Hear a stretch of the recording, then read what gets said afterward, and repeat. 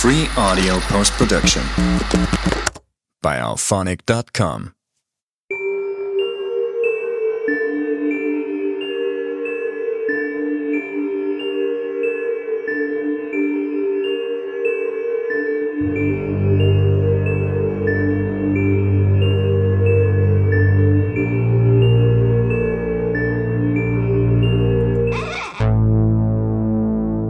Chumsey's on the road, the Garden State Cowboy. Welcome to the Lounge Effect. And when you come into the lounge, you will leave affected.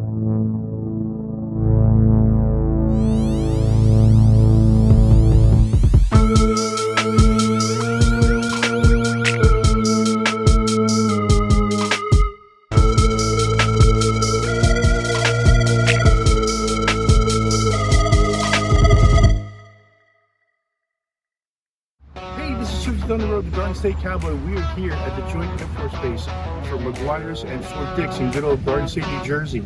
And I got news to tell you. We all remember about the 1947 Roswell crash, but what we don't know, or you're gonna know, is about Roswell of the Pines. Stay tuned, and we'll see you on the Lounge Effect.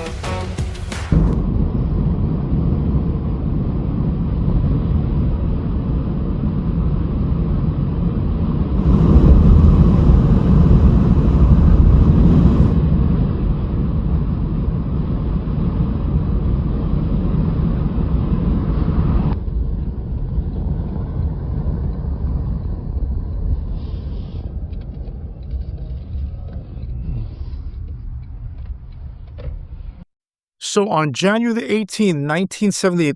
All right, we got to stop it because the police are here.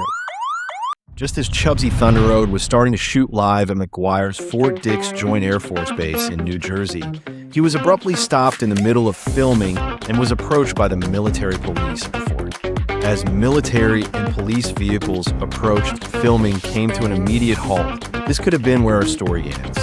But this was only the beginning, as the good news was Chubsy is always prepared.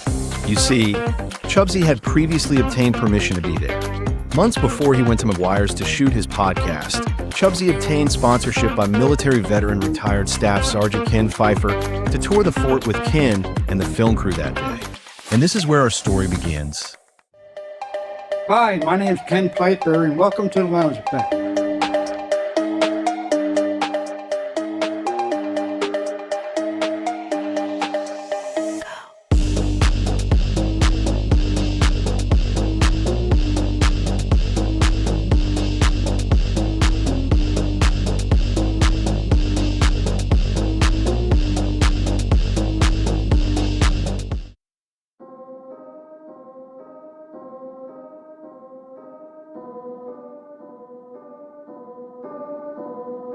All of this is true. My name is Peyton Cambridge. My name is Mia. My name is Hayden. Nicholas Tristaccio. Kevin. Can I just ask you, do you believe in extraterrestrial life or deep-sea mythological creatures? I don't like to study up on them, but I just kind of thought that they were real. I don't think I have much belief in that kind of stuff is all. I don't particularly believe in those, but I do like to explore the, at least fictional possibilities, like I'm a story writer, so... I am a big fan of the multiverse theory. I do believe in aliens. I don't know why exactly, but I always just kind of thought that they were real. I suppose I do believe in, spiritual stuff. I believe in, spirits and, the afterlife. I do like to study up on those, even if I don't particularly believe they're real. The concepts themselves, like aliens and mythological creatures, they just fascinate me because there's just so many different interpretations and stories about them. It's not coincidence that we're the only, creatures or life forms out there in the mass universe. There's just been so many weird instances throughout the last 20 or 30 years of just things in the sky, old recordings, things that we just fully can't explain. And now we have the government who for years has been saying the opposite of these things aren't real, and now they're finally confirming oh yeah, this piece of footage we have of something, yeah, we have no idea what it actually was. So I mean, I do think that they do exist. Whether people will actually ever fully confirm they are until years after is a whole different question. They don't want us to know what they're doing because they're trying to be secretive. They're hiding. I feel like they're hiding. I don't know if it's aliens, but they're probably hiding something. Definitely true. I mean, the stuff they released this year is a little more of a hoax. Think of like Greek mythology, Egyptian mythology. Like before Christianity, we were polytheistic and like religion based. So if we believe in gods, I assume they do, and maybe they actually do have like demigod type powers. We've always kind of like had the idea of what an alien kind of would look like, so it would just be interesting to kind of see if it did actually look like what we all thought or if it's something completely different. How do I know you're not an alien? You've got me there.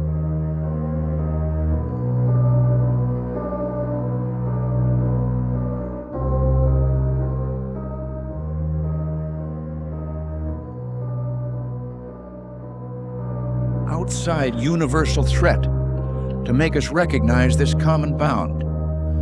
I occasionally think how quickly our differences worldwide would vanish if we were facing an alien threat from outside this world. And yet I ask you, is not an alien force already among us? I'm telling you, I'm getting the f*** off, and there's a reason why I'm getting the f*** off, and everyone can either believe it or they cannot believe it. I don't give two f***, but I am telling you right now, that motherfucker back there is not real. And you can sit on this plane and you can die with them or not. I'm not going to. Hey, there's aliens. That's not classified. They briefed us on some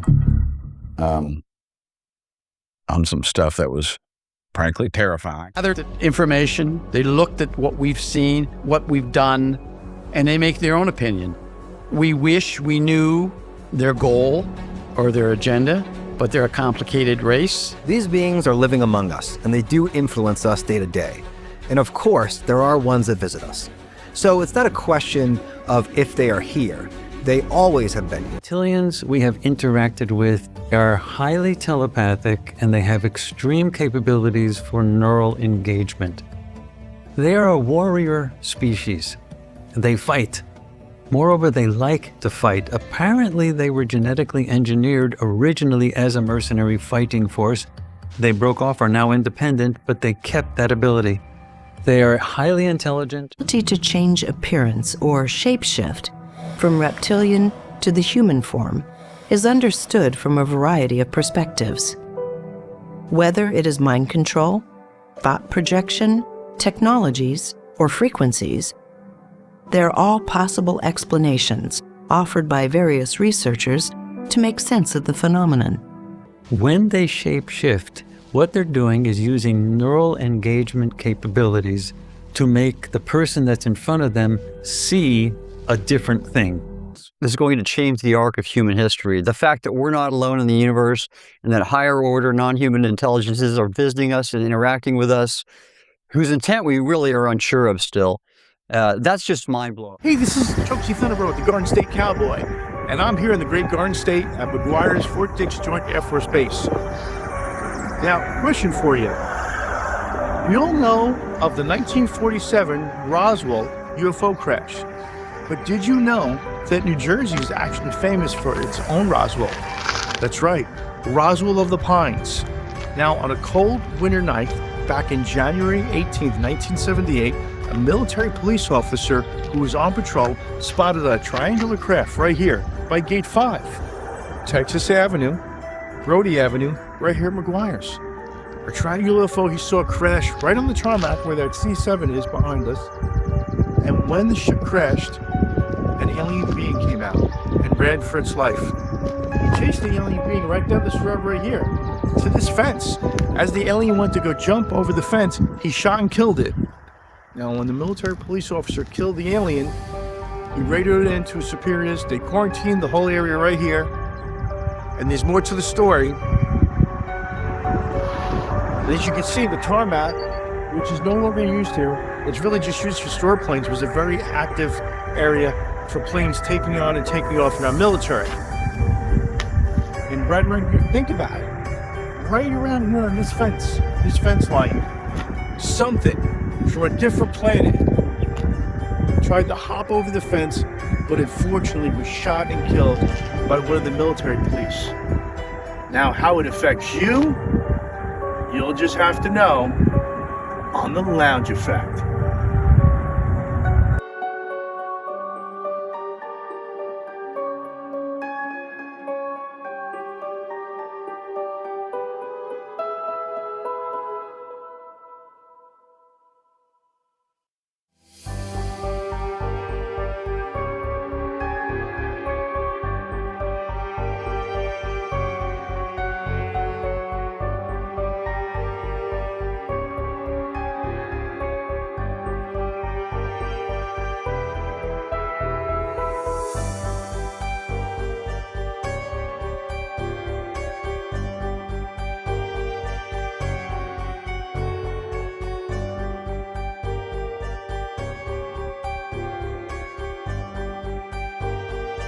So the incident happened right in our backyard, guys. Think about this. So, of New Jersey. So the accounts of the creature being transported afterwards to Wright-Patterson Air Force Base. Sound familiar? Roswell, the same thing. It is strikingly familiar to the Roswell narratives. And based upon the reports that we reviewed, we're just trying to figure out like how the military managed to keep such a high-profile boots on the ground encounter so quiet in such a densely populated area. And here's an interesting fact.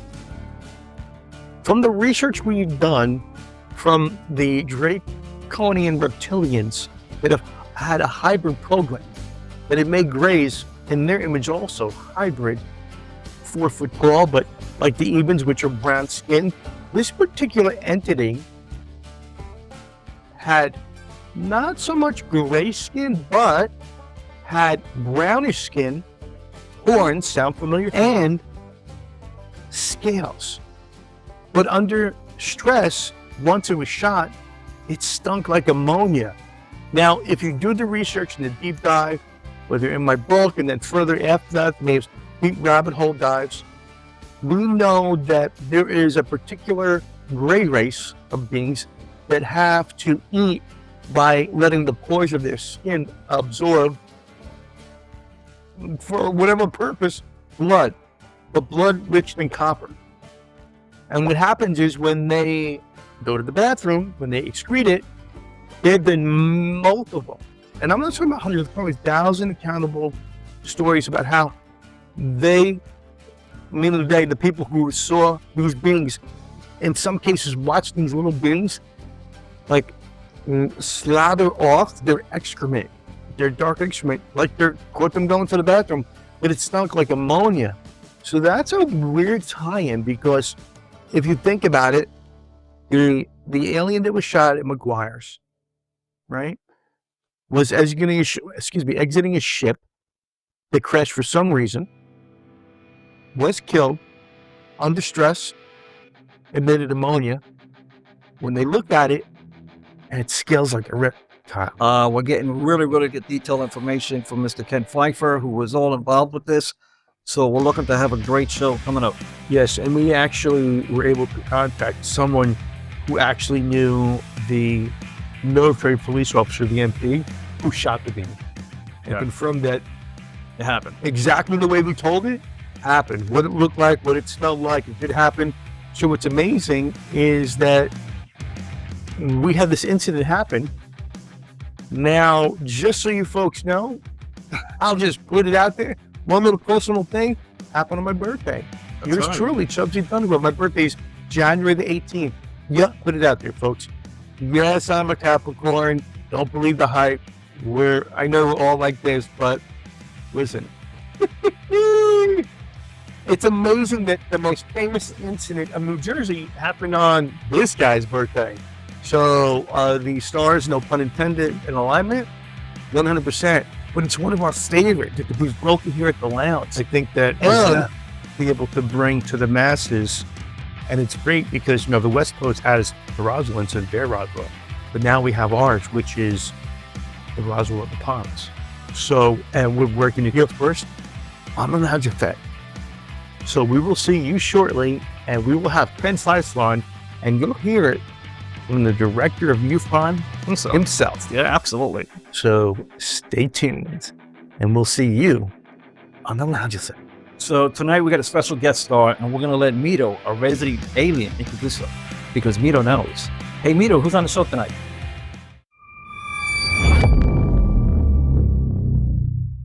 Mito here. Tonight's premiere podcast for The Lounge Effect introduces you to... We have intercepted Mito's transmission. Tonight on The Lounge Affect, you are introduced to MUFON director and Air Force veteran Ken Pfeifer. We know Ken's father, Earl, who served in World War II very well. You see, Ken's father, Earl, fought us in Antarctica, a secret reptilian war with Admiral Byrd that you humans refer to as Project Highjump. You will also hear about New Jersey's Roswell of the Pines, the 3 a.m. cover-up at McGuire-Dix Air Force Base, where a reptilian hybrid paid the ultimate price. Are you ready for the truth, citizens of Earth? We will see. Hey, this is Chubbsy Thunder Road. Welcome to the Lounge Effect. And in the lounge today, we have Ken Pfeifer. Ken, tell the people out there in the internet world a little bit about yourself. Well, I've been investigating UFOs for many years since, my first sighting was 1974, so I've been investigating ever since. I joined the MUFON in 2006, and I worked with George Fowler. Now, George Fowler is an icon in the UFO community.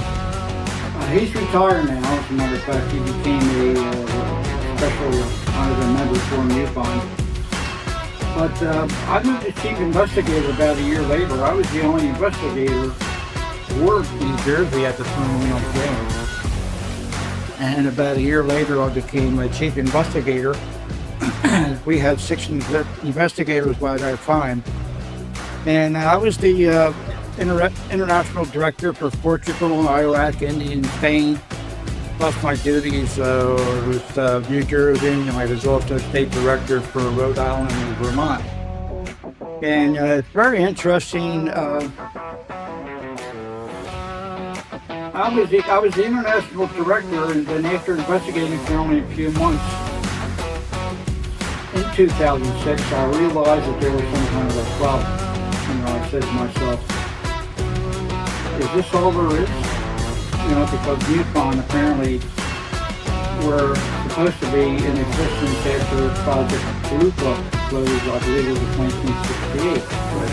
So MUFON was a couple different, they were called a couple different things, but not too much long, about maybe 5 or 6 years later they became MUFON. And I said they've been investigating for this time, and this is all they've done. Now all they're really doing, all the investigators are doing is they're doing the paperwork. They're documenting the cases, they're documenting, what the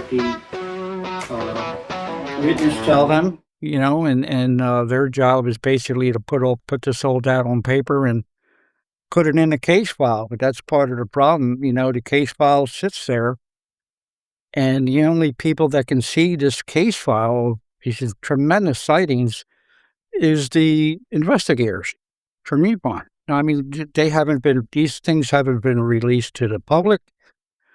From what I understand, they're now in cahoots with the government, and I'm hoping that MUFON is finally going to share their case file with the government, which I think they have. I'm not sure, but they're finally doing something, I feel. But in the past, I've found all kind of things like fraud. I've found missing cases. Things that were just not right, because I decided to go into the CMS system, case management system, and I started to investigate MUFON. And I found some very, very interesting things, and I think MUFON is, I believe they've always had it out for me, because I started my worldufophotos.org website because MUFON didn't publish any photos on their website. And also with MUFON, they would have their yearly conventions and wouldn't have a photo presentation of the UFOs. It's like being in the Audubon Society and not publishing any photos of birds during their yearly conference. But this struck me very, very strange, and I've come to find out that a majority of the UFO organizations out there, they also don't publish any photos. National UFO Center in Washington, D.C., David Davenport, I went to his website a few weeks ago, and they had a new gallery on their website. And I'm saying, oh, it's about time. So I went to their gallery. They had photos of UFOs, but they were all renderings. They were all drawings from witnesses. There was no actual UFO photos on his website. So, I feel that a lot of these UFO organizations had been approached by the government to downplay this phenomenon of UFOs. And I think that's been the main problem. And I went to a lot of UFO organizations to see photos, and I didn't see that many. So I decided to start my own UFO organization with just photos only. So I went through all of MUFON's case files, which were thousands of them, went through all of the other organizations out there with their case files, and I come up with a collection of photos that I started this whole thing out. I had 800 photos, and I was excited. This was my baby, and I'm the only one in the world that says done this. And I was excited, so I sent the my worldufophotos.org website to MUFON's photo analyzer. It's supposed to be a professional and all this and that. I'm not going to say his name, but everybody knows him. And I sent him my website, and I emailed him back a few days later and says, hey, what do you think of my website here, World UFO Photos? He said to me, everyone can be explained. So at that point in time, I knew MUFON had to be a debunk organization, and they weren't. They just didn't want this information to get out to the public. Right. Now, we know through our own research that we went to the MUFON website, and just so you folks know out there what MUFON is, so like Ken was saying, it's the Mutual UFO Network. Now, the history behind the association was, just like we had spoke with Ken a few moments ago, is that when Project Blue Book closed in 1968, now remember this, so the military and the CIA, what they did is they went out and they saw the individual known as J. Allen Hynek, very popular name in UFO circles, extraterrestrial circles. If you don't know who the individual is, please go online, check it out. Here at the lounge, we always tell you, do the deep dive yourself. You'll find the Easter eggs. So he was recruited to debunk these cases back in the 60s. Unfortunately, when he went to go and interview these people involved, he found out that there was a handful. He could absolutely say, well, they were this, but 98% of the cases, he said there was no explanation. So, which led him to be a believer. And when he wrote his book about it all, Chapter 3, Close Encounters, guess what? Came out, and guess who did it? Mr. Spielberg. Same gentleman that's having Disclosure come out in the movies and so forth. So what you have to remember is this. We've done the research. If you go to MUFON, they want like $400. So think about this. You're a kid, let's say you're 15 years old, you're getting into the UFOs, let's say younger, 10. You're throwing a newspaper, you're walking the beat, saving up your ducats. You want to be a researcher like yours truly did when he was 10 years old. That's when I started researching.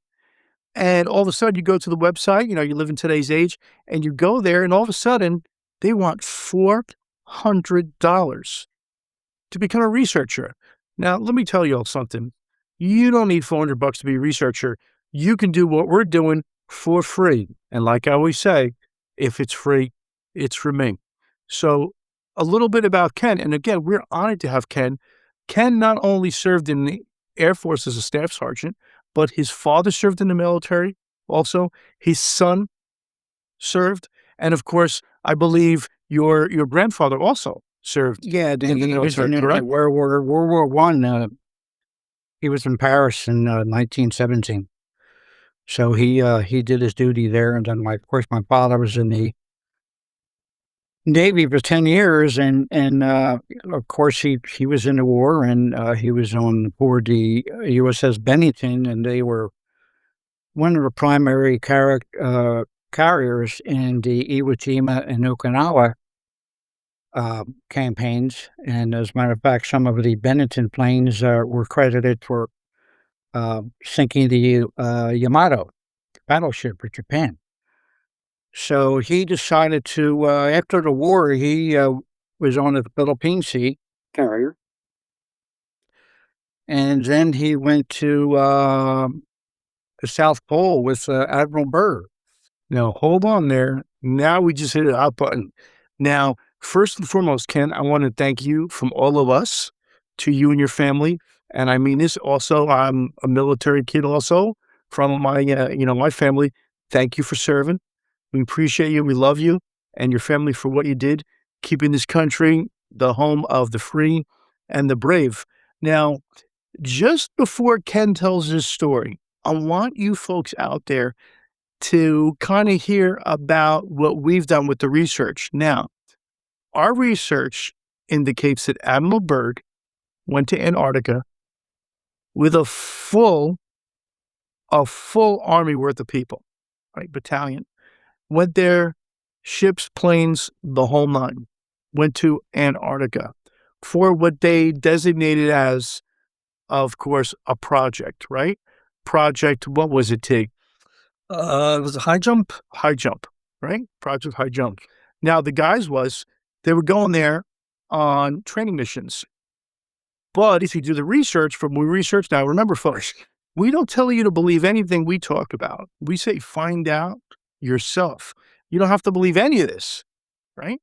Like even when I tell you to grab my book on Amazon, you don't have to believe any of it, but you just have to open your mind to a possibility. So, Ken's dad, Admiral Byrd, and all the other military went to Antarctica. Our side on the research, we've heard that not only did Admiral Byrd find an entrance to inner Earth and stargates, but they also fought the reptilian force there. That's right, I said it, reptilian aliens and the Nazis back then. So that's the research we did. Now, think about this. Ken's dad was there. God, bless him. Yeah. He came back from it all. So did your dad, when he came back and you were, when your father ever discussed this, was there ever a thought in your mind that you said, man, I know what I've researched being a director at MUFON. I know what my dad did. Do you think for one moment that story is valid? Well, personally, I think the story is valid, but back then when my father was alive,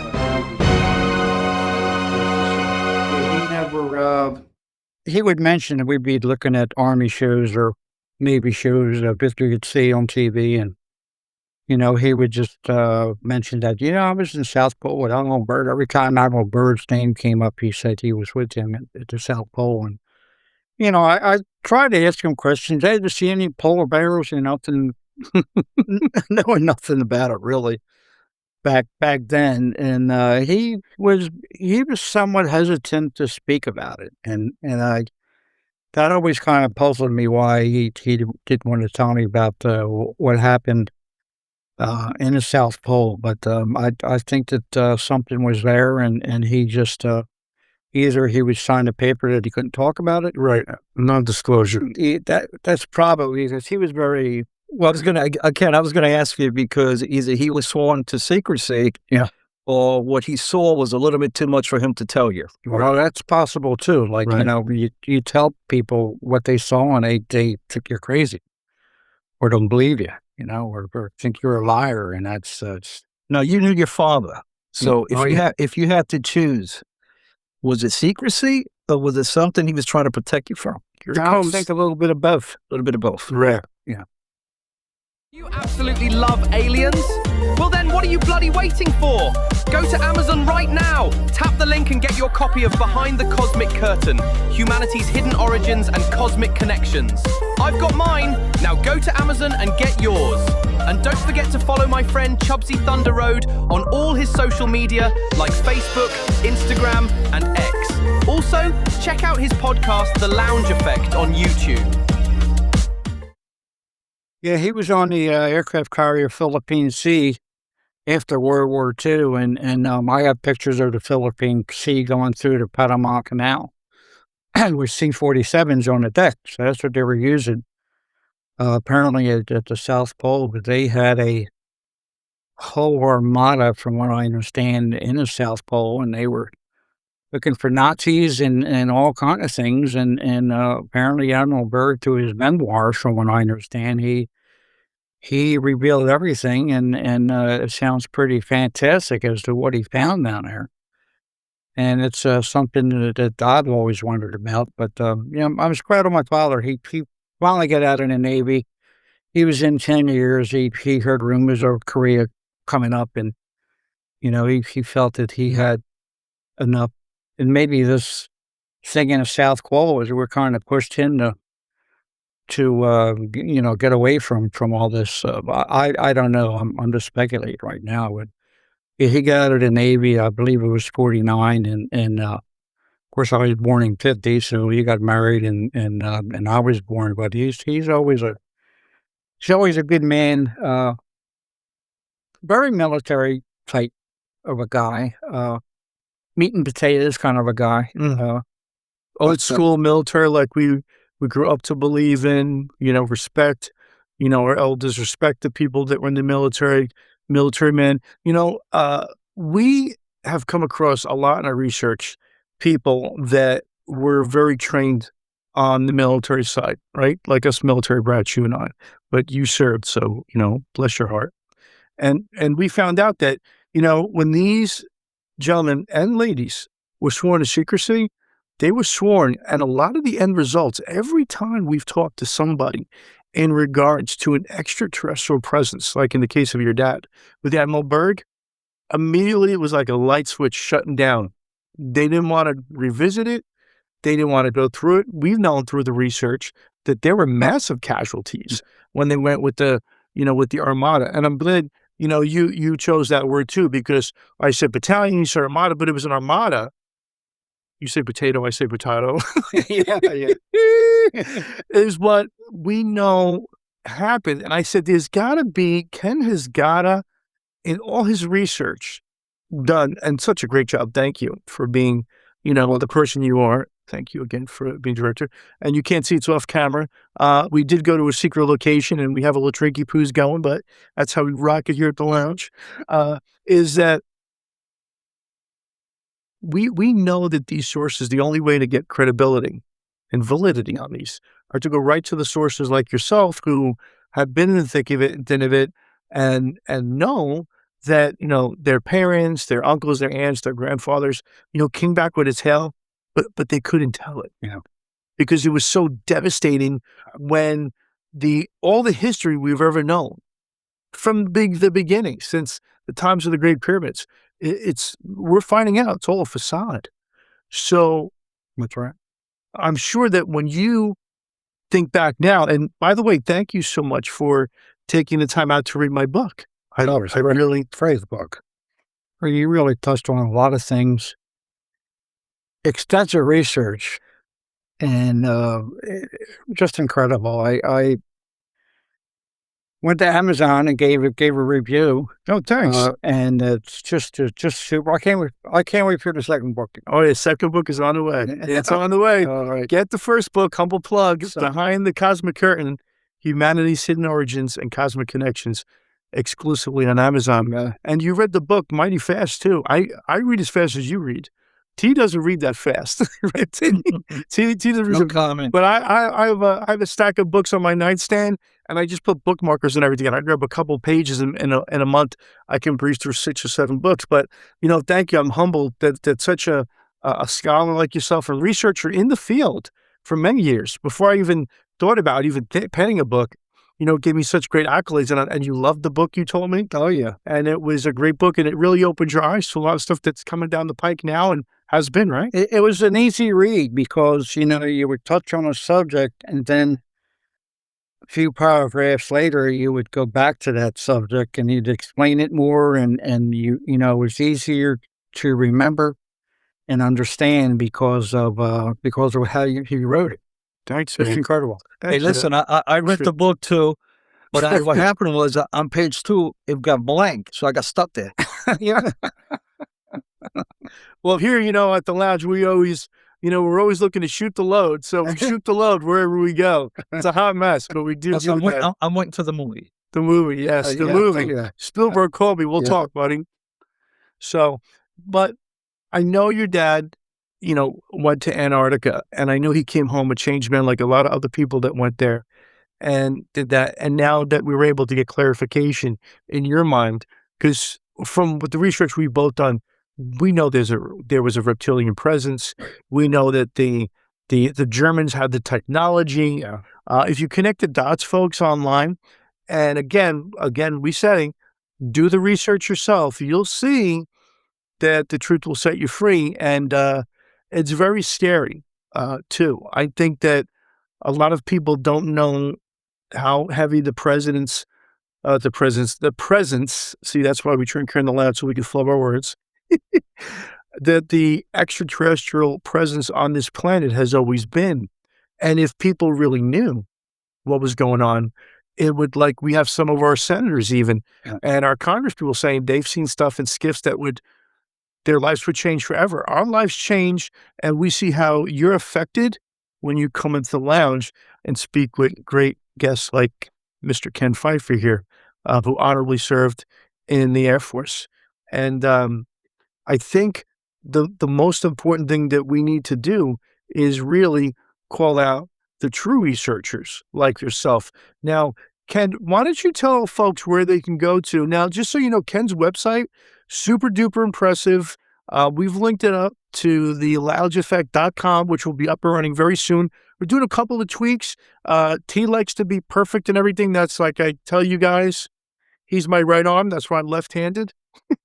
And we're going to connect Ken's websites there. Tell them where to go, Ken, because it was pretty impressive when we went there. It's worldufophotos.org. I have thousands of them of real photos. I also have the location and dates. You'd be surprised of a lot of organizations. They do have pictures, but they don't tell you where they're from and when this happens. Now, remember, Ken's pictures that he has on his website, a lot of it was pre-CGI, pre-internet. So we're talking about actual pictures that were taken in the moment and then developed without any hocus pocusry. We're going to actually put Ken's website down here at the bottom of the screen for you guys to check it out. One thing we wanted to bring out, now that we're on the subject of the reptilians at the Antarctica base, right, guys? Yeah. Is that Ken brought us out a picture, a black and white. So we're going to put it up on the screen for you guys to look at. It is and we're breaking it here for the first time live. Nobody has this picture. So Ken had taken a picture. What beach was the picture taken at? Ocean City, okay. New Jersey. So Ocean City, New Jersey. Now remember this. We've had McGuire's, Fort Dix, and Earl here forever in the great Garden State. The Garden State Cowboy can tell you that for truth. He has a picture on the beach in black and white. Now, we always say this, right?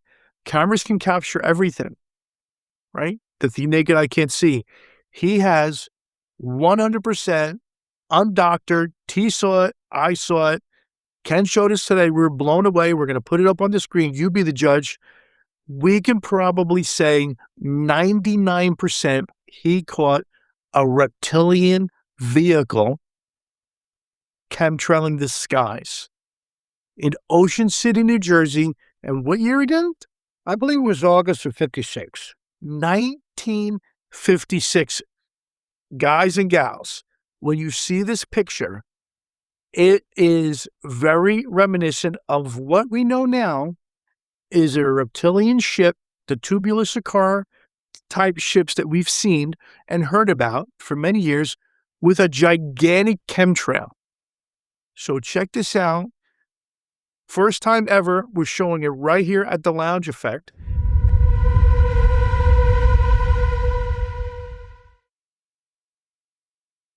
Every single day on your planet, look what's coming out of the back of it in color. 5 separate gases coming out of this reptilian tanker, dropping 5 gases at 300 feet. You're smoking their gas today because they drop this gas only on technically advancing communities on the planet.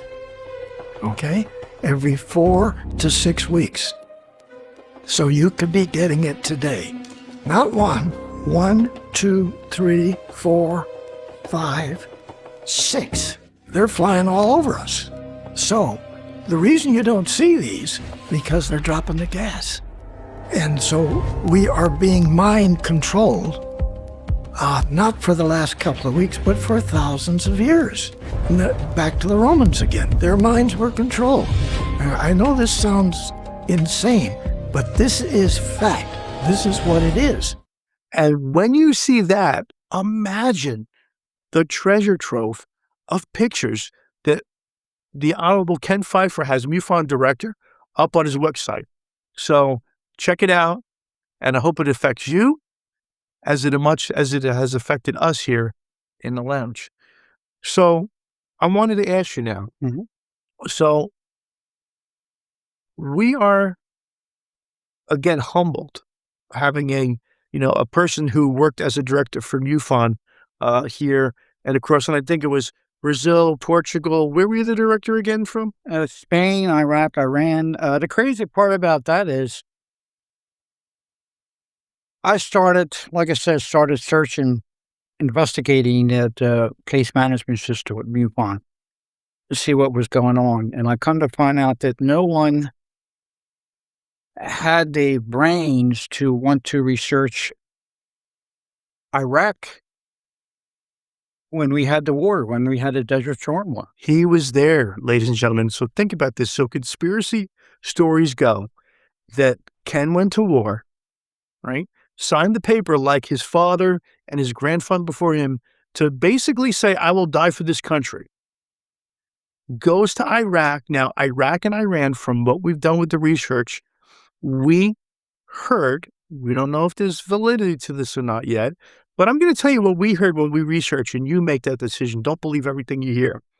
That we went there under the guise to grab the alien technology out of the museums from Iraq, which had activated a Stargate, and also Iran, even right now. So this gentleman was there when it happened, when the fall of Saddam Hussein, which we know by our research was actually a CIA operative that actually worked for our federal government. I believe that. And they did a 360 on him, and when he wanted to say what was really going on, you know what you do? You cut the head off of the dog so the tail doesn't wag. They checked him out.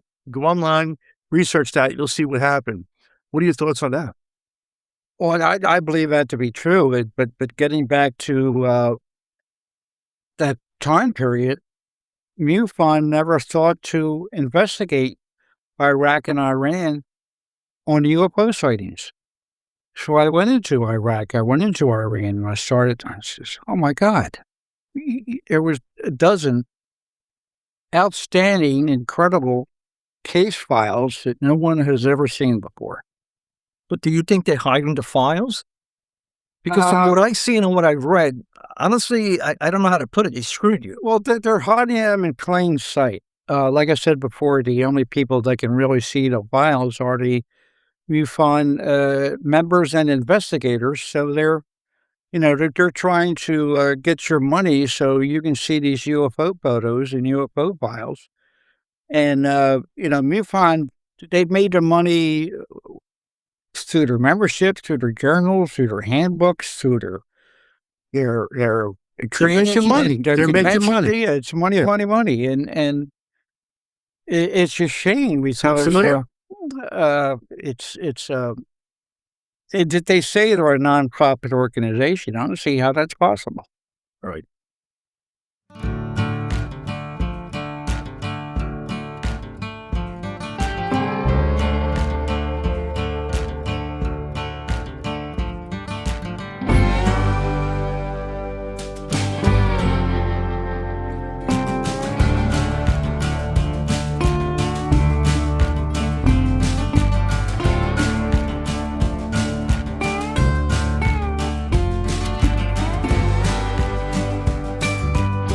So Ken, tell us about the local UFO incident we had right around this area. You tell the story. It's a great story. Well, I was coming home. I was getting a pizza at night. It was about 9 o'clock. It was dark out. And I was right down the street from Quarter Mile down the road. I was coming back from the pizza place. And I looked up in the sky and I saw a black blob in the sky. And I know it wasn't a cloud or anything. I'm saying to myself, what the hell is that? So of course I pulled over and I got out. And do you remember the scene from Close Encounters of the Third Kind where this thing was over the top of the railroad tracks and the lights were coming down and there was no lights, nothing like that, but it seemed to be that kind of an object. Almost like it was cloaked. Like you could see it, but not see it in the dark sky like in Close Encounters. It went right over my head. I figured it was doing maybe about 20, 25 miles an hour. Was it going fast? And I just watched it disappear over the trees, and I figured, oh man, it must be going over Route 55. And I didn't follow it. I was kind of stunned at the time, and of course I went home and I wrote it up and submitted it to MUFON. But that was one of my close encounters. And then my wife had an incredible close encounter down in Woodstown, New Jersey. She was coming home from the hairdressers around 9:30 at night, and in Pennsville, she was coming back home here. And she was on Route 40 in Woodstown, and she's driving down the road, and now she knows to look for UFOs. So she saw a V-shaped object. It had rectangular lights on the bottom of it. She couldn't tell whether this object was closed on the back like a V type, a pyramid type object, but she could tell us it was a V. And this thing was just hovering over the backyard of a house right there on Route 40. So, this was probably, I would say, no more than 50 yards away from her. Wow. And she pulled off the road, of course, and just pulled down her window, rolled her window down. And of course, she didn't have a camera on her. We didn't have cell phones back then. But she just looked at this thing in awe.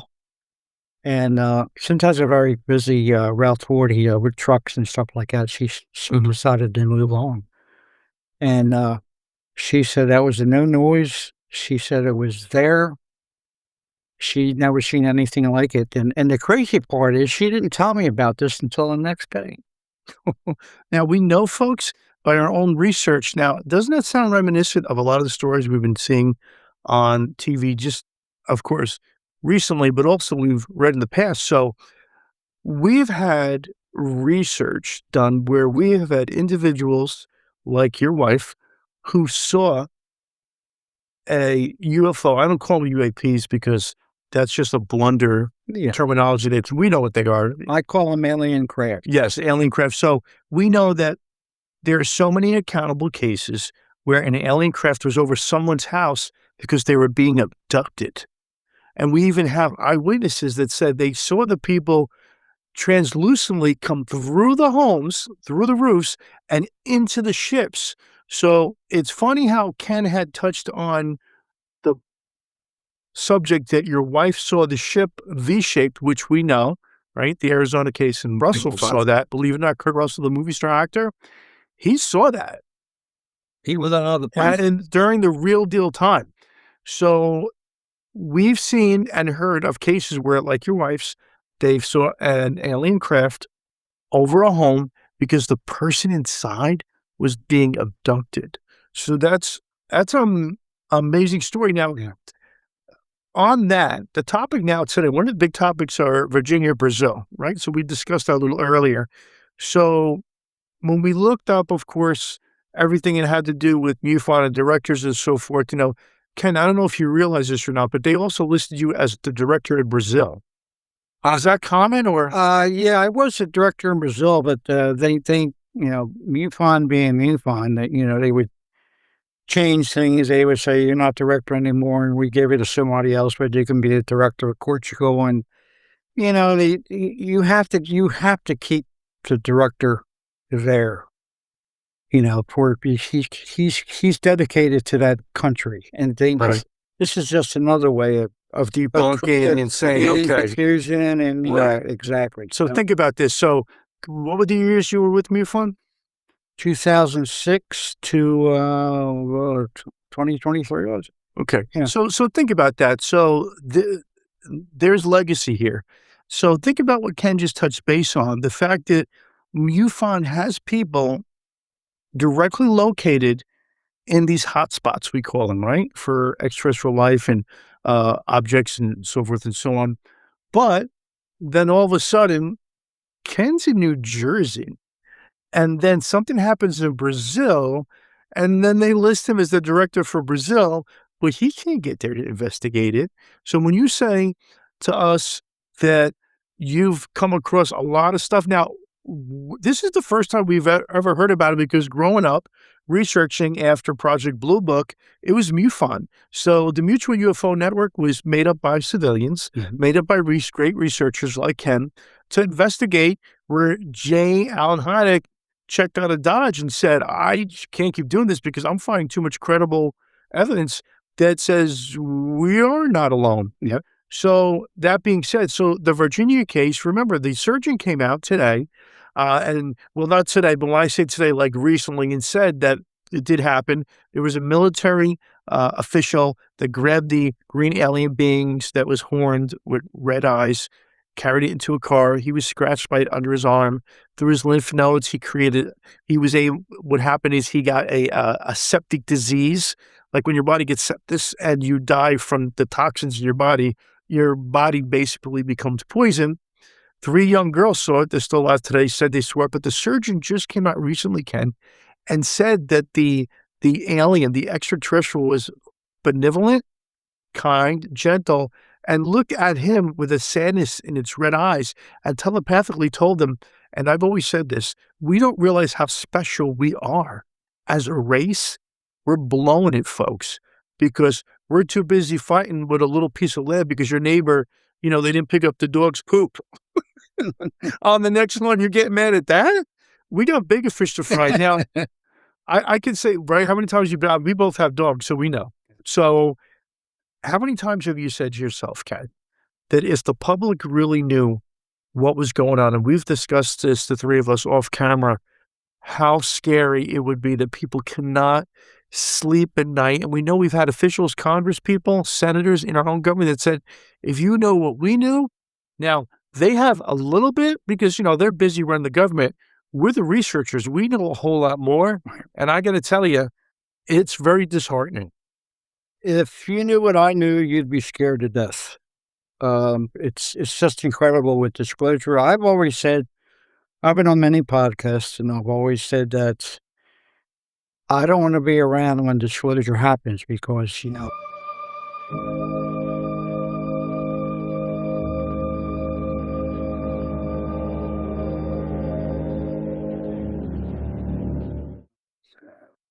religions will be in turmoil. People will be jumping out of windows because they can't handle it. And truth of that is I went down to Delaware, bought my grandson a Camaro down in Delaware and below Dover. And I'm always talking to people, and, I was talking to the people who sold the car to the dealership. And I said, you guys ever seen the UFOs down here? And they looked at me very strangely, like UFOs, they just didn't comprehend. They didn't even, I didn't think they knew what UFOs were, So it's people like that are the ones I'm afraid that are going to really freak out, right? religions will be in turmoil. Stock markets could crash because of all this, and the government has been casually trying to prepare us for things like this with the different movies they've had on. Mm-hmm. But with this disclosure movie to come out today, as a matter of fact, I think. Is it today? Yeah, I think the 12th is when it premiered. I think a lot of people are going to be kind of shocked, and once really disclosure does come out, once the president comes and says, as a meeting on TV there, a press conference, that, these things, the aliens are real, and he'd only be touching the tip of the iceberg by telling us that, because, if he was to tell us what's really going on. What's really, they've been in contact with aliens, and the reason why they're here, and the reptilians, us colonizing. Exactly. We were engineered. They won't be able to handle it. I think a lot of people, like I said, will jump out a window. Absolutely. I think the biggest thing that can touch base on is people are not going to be able to handle it. Now, we know through motion pictures and cartoons and comic books, like, these are things that we all grew up with and we understood. But now you always have to say to yourself, where did they get the information from? So, and Ken, I'll send you that information too, because I'm sure you're aware of it. We've had many discussions, you and I, over the phone about it. And it's very disheartening. For me, even writing the book on the research, doing the research and going down that rabbit hole was something that shook me to my core. And I said that in the book because I don't ask you to believe anything that you're hearing from any of us today, or even the book. But I assure you, if you follow this podcast and you get my book, your life will change forever. That's right. I can't wait till the next one. Thanks, man. When's that going to come out? Oh, just finishing up a little bit of edits on there to make sure people can understand it.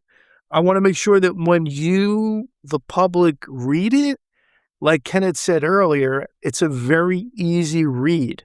So I always said, if you want someone to understand what you're talking about, then you got to be careful with your words.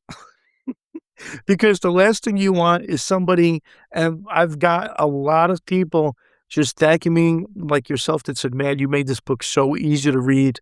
It opened up my eyes. And if you come to the lounge and check out the podcast, and we have these great guests like Ken Pfeifer here, they're going to say and tell you the truth, and the truth shall set you free. Speaking of, an incident happened that we talked about many times on the phone, and people tend to forget about the flapper incident from the 1950s over the Capitol building. Oh, yeah. So why don't you explain to our audience what we're talking about, and then I'll get on to it, because I love when you tell the story. Well, that was it. Basically, it was in July, the end of July 22nd, I believe, is when it started. There was a whole week of strange lights over the White House and the Capitol building, and it was bizarre because they had detailed information about witnesses, especially the air traffic controllers at National Airport there, and yes, sir. They seen these radar blips, and a lot of people even looked outside and they saw these lights in the sky, and this went on for a whole week. Now, the great part about this is one of my MUFON case investigators was a policeman from, I'll say, Penns Grove. And he came aboard, great guy, great cop, and he was 9 years old at the time, living in Delaware, right across from Greater Wilmington Airport. And at the time, I believe Greater Wilmington Airport had a Air Force Reserve unit of F-84s. Was at the airport, and his father was a somewhat of a caretaker, janitor, whatever, at the airport, groundsman. And he came running in the house one night and says, "Don't go outside. Whatever you do, don't look outside. Don't go outside." Said, of course, the first thing to do is just to go outside. And this investigator said he was not around 9 years old, and he went outside, and they lived right across from the fence there. And at the end of the runway, he said that a flying saucer was hovering over the end of the runway. Holy smokes. And he just didn't know what to make of it. And then he went inside, yelling, screaming, "Everybody, come on outside and see what I've seen." And by the time he went outside, this thing was already gone. But this was the exact day that they had the main sighting in Washington D.C. So I'm assuming they scrambled some jets from Greater Wilmington Airport. It may have been called something else then, because that airport has changed many names over the years. But this was incredible back in 1952, and he says he'll never forget it. And he never told anyone that story except me when he became an investigator. Came over to the house one day and we were talking, and super guy. And he said, "Don't tell anybody I told you that." I says, "Well, I won't mention that." You heard it here first on the Lounge Effect. Yeah, and no one knows that. I mentioned it one time at a UFO conference. It wasn't a MUFON. It was just a UFO thing. It had Bill Burns up there talking about the 1952 sighting over Washington D.C. And I said, "Oh, I got some more information." Bill says, "I got an investigator, blah, blah, blah, blah." It's one internet dealer. Like he really didn't care.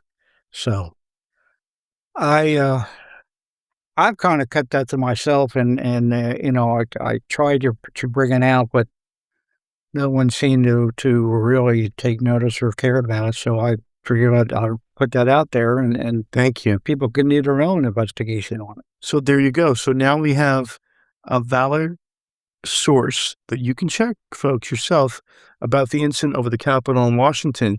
So through our own research, what we had found out through research is that one of the reasons why those UFOs were over the Capitol is because there was either debris from either the Roswell crash or a similar crash, which, believe it or not, folks, they held this is a little far-fetched for me too, in the basement of the Capitol building. Now, remember, the Capitol building was actually supposed to be a sarcophagus and a tomb for the presidents when they originally built the Capitol. They were supposed to, when the president passed away, they were going to entomb them. It was going to be like a holy shrine, and it wound up being our Congress. And if you ever go to the Capitol, you can see what I'm talking about. But imagine you have your phone. You have on an iPhone. Find my iPhone. You can't find your phone. You ping it, right, from another device. You find your iPhone, you go pick up your iPhone. The same thing with the technology on the UFOs. So before there was S4, where we know through Bob Lazar, where they have the craft that they work on and back engineer an area, the most famous Area 51, which Ken has an Area 51 story. We're going to go right into the 51 story from there. It was looking for what was theirs. So that's really the reason why we had lights over the Capitol and the White House, because they were like, "Where's my big wheel?" So tell the folks about your Area 51 story. Great story. Yeah, we went down to Las Vegas for 7 days, stayed at Luxor. This was for our 30th wedding anniversary. Oh, congrats. I'll be married 50 years on the 26th. Wow. Yeah. Congratulations. Yes, it's like sure 50 years of my life sentences, I tell my wife. No sympathy either one. But we went down there and had a great time. And since I recently joined MUFON. Of course, I had already mapped out Area 51, and I got to go there. Now, you said it's not that far from Vegas, right? No, about 60 miles or so. It's an hour. It's a little bit over an hour. Oh, you're not a calendar. Yeah, go down the... we'll be there soon, folks. Extraterrestrial highway, and you're there, and it's open range. I mean, there's cows walking around. But where's the gate that people go to so they don't get shot? where you always see where they were trying to remember they had that big thing on one of the social media platforms. Sure, I remember. Was that the back gate? That was the front gate. That's the actual. How did they get past the tremor sensors and all those things? I don't know, but we went to the back gate because I didn't want my wife was going to come, and I didn't want to. I'm a little crazy sometimes. I probably went over the line, and she was freaked out. So just to play it safe, I decided to go to the back gate. So we went down to the Little Valley Inn, right, in Rachel. And I went in there and I said, oh, let's get something to eat. So I said, yeah, what do you got? And she says, well, whatever we're serving today is what's on the menu. I said, well, okay. There you go. Good times. Let's good times roll. So we got something to eat there, and I talked to the manager. So of course they had all these little trinkets and things you could buy, a tourist trap basically. But I says, I'm researching Area 51. I says, well, I know the back gates of Area 51 around there somewhere. She said, right down the road, about a quarter mile down the road on the right. She says, that's where the back gate is. So okay. So we jumped in our Cadillac rent-a-car and headed on down the road, and came on very wide. It was a very wide, graveled, well-maintained road that led to the back gate. And I come to find out that it was 10 miles to the back gate. So we're about maybe 5-6 miles into our adventure. And all of a sudden, a ear-shattering noise, very loud, high-pitched, wavering type of a noise, hit the car. So, of course, the first thing we did, we dived down in the seats, almost clanked our heads trying to get out of their way. And after a couple of minutes went by, seemed like an eternity, we piped my head up and started looking around and eventually got out of the car and wasn't a thing there. We didn't see anything. But in the distance, we could see that I would venture to say maybe 3,000 or 4,000 feet up, there were some F-16s just kind of, just flying over. No big deal. So we didn't know what to make of it. So we got back and I said, we're almost there. So we finished our trip, went to the back gate. There was a guard shack inside the gates, maybe 50 yards on the right-hand side. So, of course, we took pictures of all the signs that says don't take any pictures. And that was really about it. So we got back in our car, looked around, and we had it out of there. But that was like a close encounter of the strange kind or something. I have no idea what it was. Right. It's funny that you mentioned that because to me, it sounds like the weaponry that we have that we know of right now has been recently used by the military, which is sort of like a sound machine that stimulates the body's molecular structure and kind of makes you like a milkshake, so to speak, because we know that these weapons that we have now, the technology we have now.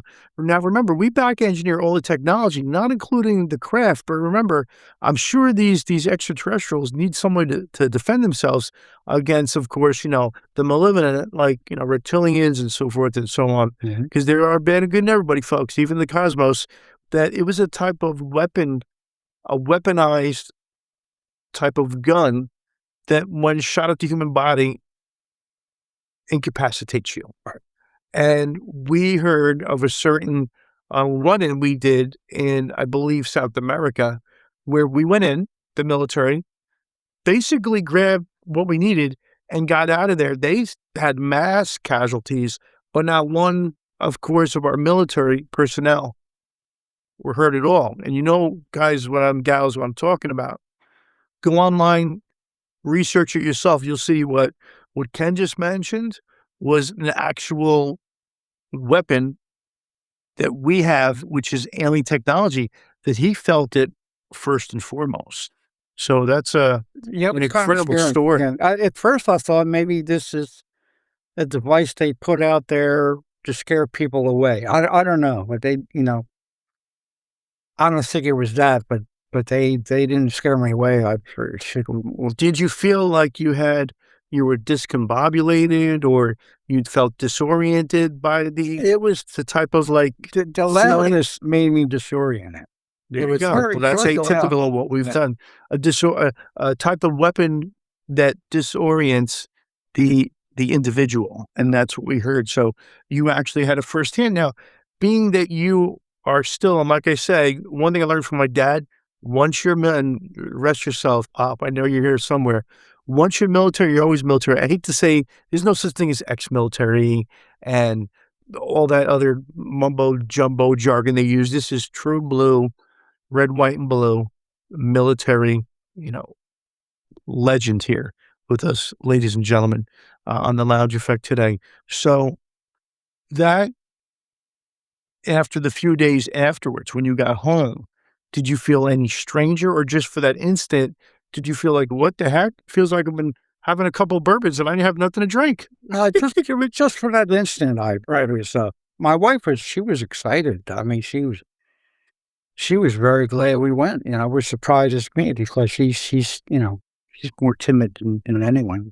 Now, if you go to the front gates, are those the gates we always see on TV where people gather? And this is what I don't understand. We've seen on many, many shows, like people up in the mountains can't even get close to Groom Lake. But then in the same instance, you have people that are at the gates. How does that happen? Do you think that they're basically saying, hey, we can debunk by allowing them to get to the gates to a point and saying, yeah, nothing's going on here. But it's usually when they put it right out there in front of you when you know it's true. I really don't know. I'm sure there are some gates at the main gate there, but they seem to have a lot of hills and things like that where it wasn't like the back gate. I mean, everything was flat. Mm-hmm. There's mountains in the background, and it was very, very simple when we made that last turn around this mountain over here. The back gates are right there. So, but in the front, from what I understand, that's where they have a lot of guards, mm-hmm. In their trucks, and that's the gate that I wanted to stay away from because my wife was in the car. Mm-hmm. Like I said, if I went by myself or a couple of friends, I don't know what I would have done. But did you ever have an instance in all your years of research? What was the one instance in your own research that you did something or talked to somebody or came across something where you said, this is heavier than anything I've ever expected? And I know we've said, of course, many times in our conversations, UIT, that we know stuff that other people don't know, that we just can't disclose because, and it's not that we don't want to disclose, we'll absolutely tell you what we absolutely can, but we don't want to make people so upset. Like you said, that we're talking people off the ledge, because if they really knew what was going on, they just couldn't handle it. But what was something that you could say right now that was like literally the worst of the worst, that you're like, holy smokes, Chubbsy, like this is friggin' crazier than I could ever think of? Well, the one case that I worked on, which was really strange, and I have photos of it. I think it's one of the best nighttime photos of an alien craft you'll find. Alloway Township in South Jersey down towards Bridgeton, New Jersey. A guy called and saw a triangle fly over his house. Okay. So I went down to talk to the gentleman. He was an amateur astronomer. He had a makeshift building out back with the dome, and, he had a lot of equipment, a lot of high-tech equipment, and, telescopes and all this and that. And he said one night he was out there in his observatory, I guess you call it, and he was looking due west towards the Sevelen nuclear plant, which is really not that far, maybe 15 miles from that location. But he said he saw a triangle coming up on him. You see it in the distance, and got closer and closer, and this thing went right over his head very slowly. And he said he could see the rivets and things. Holy smokes. I mean, that's how close it was. The strange part is he said that under this aircraft, under this V-shaped, wasn't a V-shape, it was a triangle-shaped, was a container. It reminded him of like a dumpster that was hanging under this. Under the belly. Under the belly of this Holy aircraft. So I come to the conclusion that maybe they're looking for a livestock because it's all nothing but horses and cows. I mean, there's a ton of horse farms over there. So this thing went over. It also fried all of his equipment in his observatory. Fried. And it went over and it just disappeared in the horizon. He was scared. He said he was afraid to go out in his observatory for a month. So I finally went down there and I talked him off the ledge. Right. And damn if a month later, he had another craft, which is the photo I have, and he said this thing was out there maybe a quarter mile in the sky, wasn't that high, maybe a couple 100 feet, and it looked like two light beams with a red dot in the middle. And this thing was out there, it stopped, and it was like rotating on its axis, back and forth. And he took photos of it. It was near the high temperature Mars. It goes out to nuclear. Sounds like one of the crafts in the Close Encounters movie. Really weird, he said, and I got photos of it, and I talked him into being an investigator because of that, which he did. He investigated a couple of cases, then he disappeared. I had no idea where he You have to talk to him since? Uh-oh. No. Now, here's my favorite story. And the reason I say it's my favorite story is because yours truly, the Garden State Cowboy, loves when this stuff happens right in our own backyard. So, we had our own Roswell. You guys can look this up. You can go to Ken's website and look it up. It was called Roswell of the Pines. So let me explain to you all what happened. So what happened was, on a very cold morning, at 3 a.m, on January the 18th, 1978, a craft and a bunch of other crafts were over McGuire's Air Force Base here in New Jersey. Now, some accounts say the craft was triangular, others say oval. Now, apparently what happened is something happened with one of the craft, whether they crashed or the maneuverability was off, but it was on the tarmac. So it was on the field at Gate 5 at McGuire's off of Texas Road, I believe it was. Texas Road. And the MP at the time, who was on regular patrol, he had thrown his headlights on after he heard all the ruckus through the radio transmissions and so forth, and he saw the alien in his headlights. So he chased it to Gate 5. And then he shot it dead as it was trying to jump over the gate to go to the other side where Fort Dix was. And he said when he got to the creature, the alien, it smelled heavily like ammonia. But get this, it wasn't your typical gray. It was more brownish, like E.T. was portrayed in the movie. And it had a very distinct smell of ammonia. Now, those of you who follow how these things eat, you know what I'm talking about, so go look it up. So, Ken, I know that you and I have had this discussion about this at the same time that we wanted to talk about this. So tell the viewers out there the real deal, what you know of. Well, I know that the MP, he shot this alien with a .45 automatic. The being had fled over the fence between the two bases before falling and dying on a deserted runway. Right. And I was surprised I even approached George Fowler about it, and he told me the story, and I was kind of shocked by the whole thing. Right. So when we're at the gate, a military police lady shows up, and she goes, "Guys, what are you doing here?" And once we told her what we're doing, she calls it in. Within seconds, there were 5 more patrol cars there. Right. I'm like, what right. the So hell's we didn't going on? because we're very respectful. We love our military. What happened was when the first military police officers showed up, and you know who you are, young lady, because you were awesome, and thank you for serving. We love you, and we love all you military police. we had the opportunity to go to McGuire's through a sponsorship, through good old Ken Pfeifer here. We just got the dates mixed up and the times mixed up, and it was during vacation time for everybody.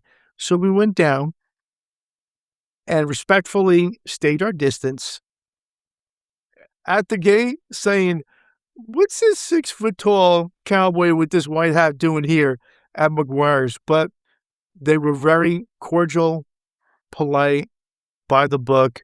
So thank you, and we love our military. So that was our... Did you tell them about, do you guys know anything about this alien that we shot? I mean, we actually told them about this podcast, The Lounge Effect, and to do some research and to get the book, on Amazon. And also what happened, they were blown away. They were like, I've never heard that. So I said, well, you're living proof now. You're at the gate where it actually happened. So do the deep dive, folks. Go online. We always tell you, don't believe everything you hear and read, but just research it yourself. So with that being said, and with all the research that you've done, with MUFON, I can't believe that MUFON charges, and I thought the organization was right up there in the echelon of organizations to be part of, with great people like yourself, but you folks are the secret soldiers, really, the people that do all the grunt work and don't get the credit where credit is due. And that's why we have Ken on, because he's a legend. He leaves a legacy. And when you go to his websites, again, which we'll leave here, the pictures that he has had on speak 1,000 words, like they say. And I was dumbfounded, like $400.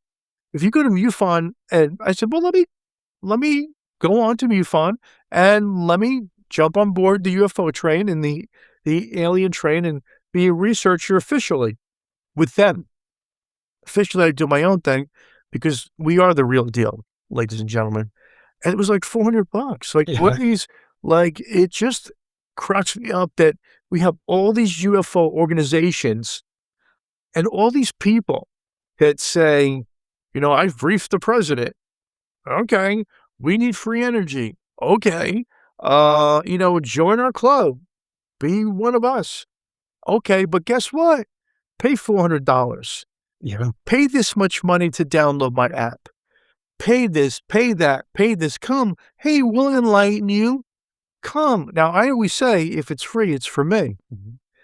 So why, like a great organization that I had thought and put up there on the pedestal, like MUFON, what the heck are these people thinking? Like, why are they just making it so just a cash cow, opposed to just being what they were originally in 1968, an organization of people, of true believers that just want the truth. Hey, Ken, before you answer real quick, did they pay for any of your expenses for anything? I was paid by Bigelow. Oh. I did hold on. Did you hear the name that he just mentioned? Now, if you don't know the secrets from Skinwalker Ranch on the History Channel, shout out, and also to my boys at Ancient Aliens, this gentleman mentioned a key component of a last name of the person who originally owned Skinwalker Ranch. Right.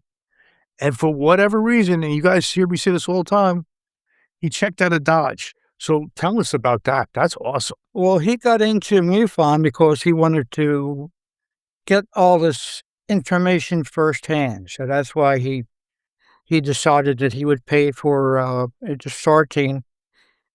Whenever there's a very close encounter or a landing or something like that, the STAR team is dispatched to these areas and they investigate and do what they So it's called the STAR team? STAR team. Yeah. Now, is that a term that a term that Bigelow coined? Or no, I believe MUFON coined that, but Bigelow wanted to be there on the ground when all this information came firsthand. Firsthand, yeah. So he pays the bill. Yeah, he paid for me going to New London, Connecticut. I was there a couple of days, and this gentleman, he was a manager of a very reputable guy, a manager of a business he had. He saw a very large triangle just like the one down Alloy Township, went overhead very slowly. Now, New London is where they have the General Dynamics people to build submarines. They have the submarine guns there. I believe the Coast Guard Academy is in New London. And Groton, I believe that's how you pronounce it, is right across the little bay there with a control tower. So I went there for a couple of days and interviewed a lot of people, a lot of night guards, guys that at this Coast Guard Academy? At the General Dynamics and a couple other large buildings that were there. As a matter of fact, there was a large medical building down there. I can't place my mind on it, but I talked to a lot of people. I even went to the control tower right there, and asked them. I got on the intercom and told them who I was. I wanted to talk about it. They wanted nothing to do with me. I went to the newspaper in New London. Said, I'm Ken Pfeifer. I'm investigating a triangle sighting, over New London. They almost threw me out of the building. Wow. They had the nuclear plant down there. They got the submarine pens to be, they got the Coast Guard Academy is there. I mean, there's a lot of military things right there in that area. And, but I came up with an unknown because we didn't know. She asked the best thing about MUFON. I call it IACs, Identified Alien Craft. I made up that term. And, of course, MUFON, no matter what you do, how you investigate it, and how true it is, it has to be classified as unknown. Now, they're supposed to do the scientific method, whatever that may be. And there's been a lot of ridicule about that because, these investigators like myself, we're not scientists. So how the heck are we supposed to do a scientific, investigation, examination of these case files? Right. And these are just lay people. These are, teachers, laborers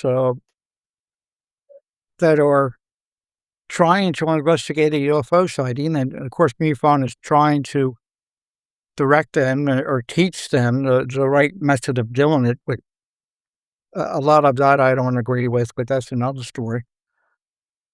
But it's, I don't see how, scientists don't believe in God. They don't believe in Jesus Christ, most of them. Right. If they can't touch it, taste, feel it, or smell it, then doesn't they hate exist. it.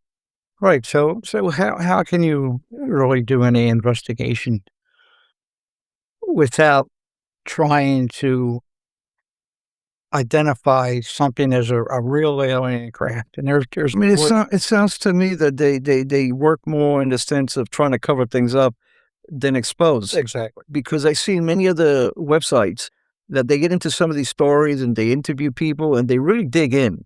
Right. And you go to the, MUFON site and it's all about, you're right, it's all ads and pain and stuff like that. They still get on the ball. I mean, they get the information from the people. Where's the information for the people? Yeah. Right. Like the bad part is a lot of investigators, I've had to fire a couple of them, basically kicked them out because they were debunkers. No matter what. Were they planted debunkers? Well, I don't know. I really don't know. But they, MUFON gives you a test to get into MUFON. And the test, they're trying to weed out the idiots. Right. Basically is what this, it's an idiot test. But I brought her up. I brought up suggestions where you have to develop a test where you would list 10 cases. They would read through the cases, and after reading through the cases, they would determine what this thing possibly was.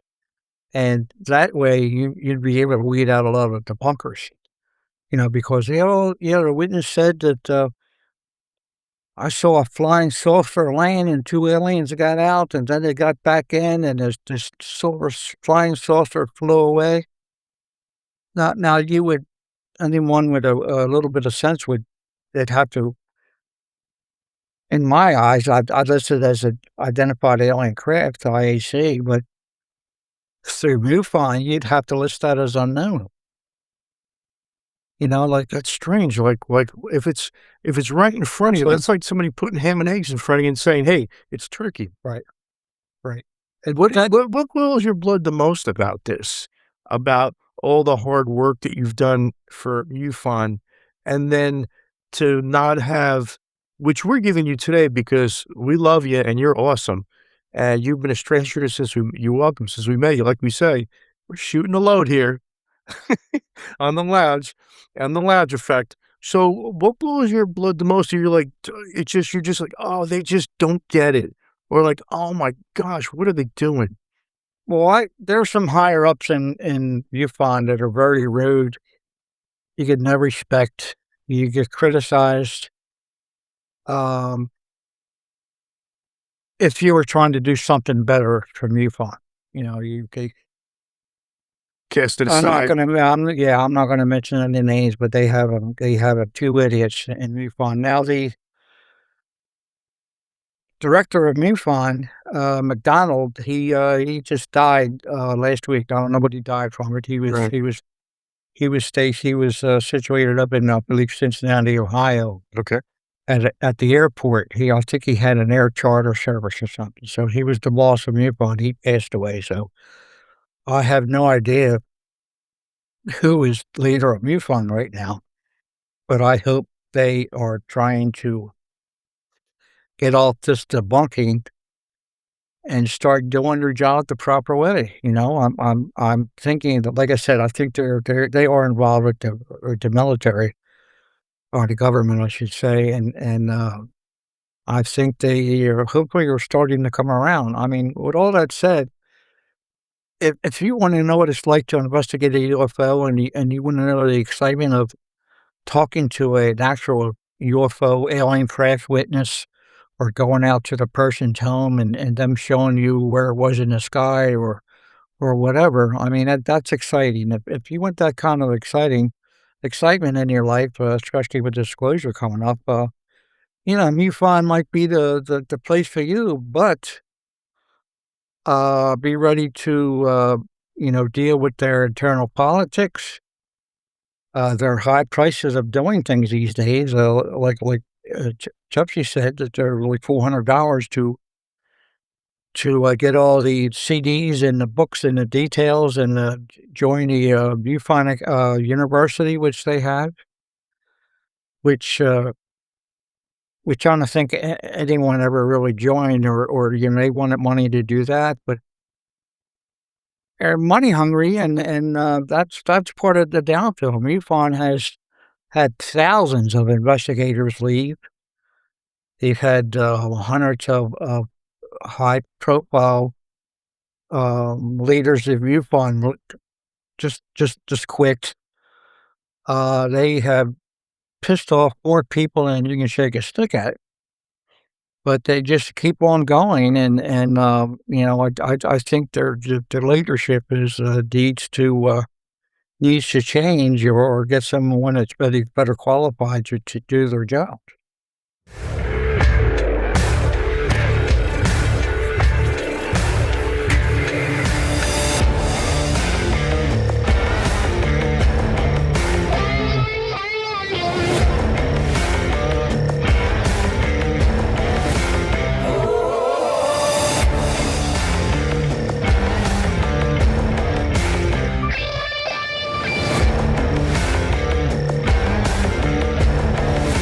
Yeah, yeah, yeah.